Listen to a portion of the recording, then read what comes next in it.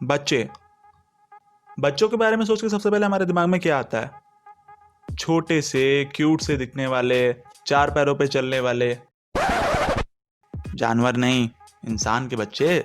Cute से दिखने वाले, सुसु पोटी करते रहने वाले और तुतला तुतला के बोलने वाले बच्चे।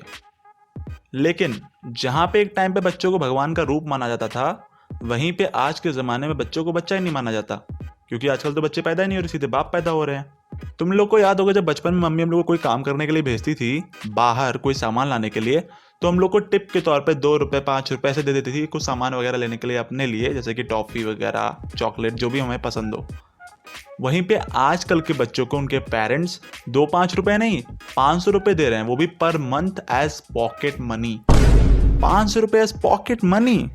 मतलब अगर पूरे चाइल्डहुड को मैं अपने मजे करूँ ना, तो इतना पैसा मैंने नहीं खर्च किया होगा कभी अपने पूरे चाइल्डहुड में, जितना इन लोग को एक महीने में खर्च करने के लिए मिलता है। और तुम लोग को याद होगा बचपन में जब हम लोग को मम्मी को कोई हेल्दी चीज़ खिलानी होती थी, तो मम्मी कैसे तरीके आजमाती थी। कभी भूत को लेके डराना, तो कभी ये आ जाएगा, वो आ जाएगा, खा जाएगा।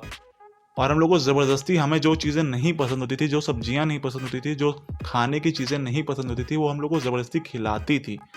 फॉर एग्जाम्पल करेला, कद्दू, बैंगन।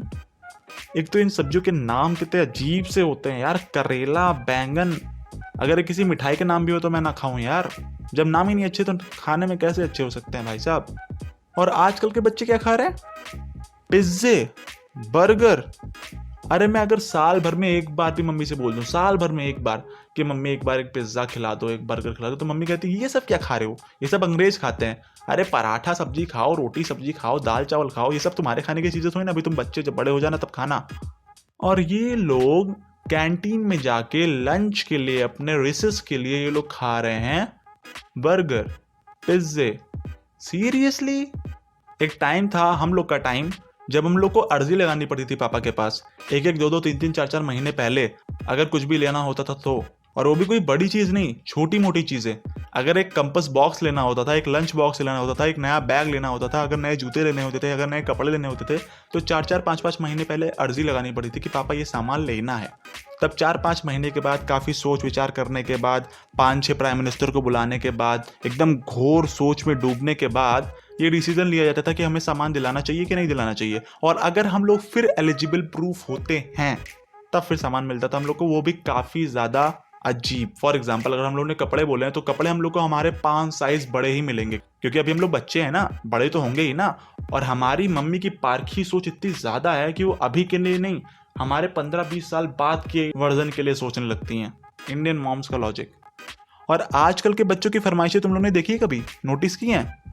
अगर फोन लेंगे, पहली बात तो फोन नहीं जरूरत उन लोग को इस एज में, अगर लेंगे तो आईफोन चाहिए। अगर उन लोग को टाइम पास करना है, गेम्स वगैरह खेलने, तो आउटडोर गेम्स नहीं खेलेंगे।